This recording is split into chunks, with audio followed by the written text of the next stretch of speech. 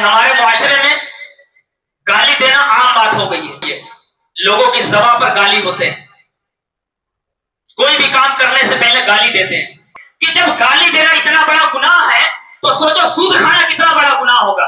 سوچو غیبت کرنا کتنا بڑا گناہ ہوگا. سوچو زنا کرنا کتنا بڑا گناہ ہوگا. لیکن ہم ہر اس گناہ میں مشغول ہیں. ہم اپنے آپ کو بدلنا ہی نہیں چاہتے ہیں. مساجدوں میں امام کھڑے ہو کر چلا چلا کر آپ سے کہتا ہے اے مومنو آؤ تم نماز کی طرف. تمہارا رب تم کو بلا رہا ہے. تمہارا رب کامیابی کی طرف تم کو بلا رہا ہے. لیکن ہم شراب کے اڈے پر نظر آتے ہوئے نظر آتے ہیں. ہم شراب پیتے ہوئے نظر آتے ہیں. ہم الگ الگ جگہوں پر بیٹھ کر غیبتیں کرتے ہوئے نظر آتے ہیں. اپنے محلے کی مساجدوں کو ویران کرتے ہوئے نظر آتے ہیں.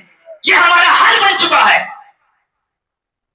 اگر اولیاء کرام بھی آ کر تمہارے بیچ میں یہ کہیں کہ اے لوگوں آ جاؤ نماز کی طرف, پھر بھی ہم اتنے بدکم ہو چکے ہیں, اتنے بے شرم ہو چکے ہیں, پھر بھی نماز کی طرف ہم نہیں آتے ہیں. پھر بھی ہم اپنی مساجدوں کو آباد نہیں کرتے ہیں. یہی وجہ ہے کہ آج ہمارے کاروبار میں رزق نہیں ہے. یہی وجہ ہے کہ آج ہمارے دسترخوان پر برکتیں نہیں ہے. یہی وجہ ہے کہ آج ہمارے گھروں میں فرشتوں پر نزول نہیں ہے. جس قوم کو صبح فجر کی نماز کے وقت 5 بجے اٹھنے کا حکم دیا گیا ہے, آج وہ قوم 10 بجے تک سوتے ہوئی نظر آتی ہے. جو پر میں نے سختی کی ہے. سبھی بچوں سے میں نے کہا بیٹا جب آپ گھر سے نکلو اپنے ماں باپ کو سلام کرو, سلام کر کے ان کے ہاتھ چوم کر نکلو. جب وہ مدرسے داخل ہوتی ہے, داخل ہونے کے بعد اب وہ احترام سے ہر استاد کا احترام کرتے ہوئے کھڑے ہو کر سلام کرتی ہے. سلام کرنے کے بعد جب بیٹھتی ہے, بیٹھنے کے بعد جو بچے لیٹ آتے ہیں ان سے پوچھا جاتا ہے بیٹا کیوں لیٹ آئے ہو, تو کیا کہتی پتہ ہے, حضرت رات کو ابا لیٹ آئے تھے. کیوں لیٹ آئے تھے؟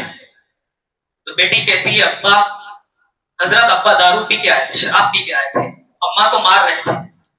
بچی روتی ہوئی نظر آتی ہے. تمام بچوں کے سامنے وہ بچی روتی ہوئی نظر آتی ہے. کیا تم اپنے بیٹے کے لیے, کیا تم اپنی بیٹی کے لیے شراب نہیں چھوڑ سکتے؟ کیا تم اپنے اس بچے کے لیے گناہوں سے باز نہیں آ سکتے؟ کیا ابھی یہ وقت نہیں آیا تمہارے لیے کہ تم اپنے رب کی بارگاہ میں توبہ کر لو؟ کتنا شرم کی بات ہے یار. آج ہمارا بیٹا ہماری بیٹی دوسروں کے سامنے روتے ہوئے نظر آتی ہے اور ہم شراب کے اڈوں پر بیٹھ کر شراب پیتے ہوئے نظر آتے ہیں.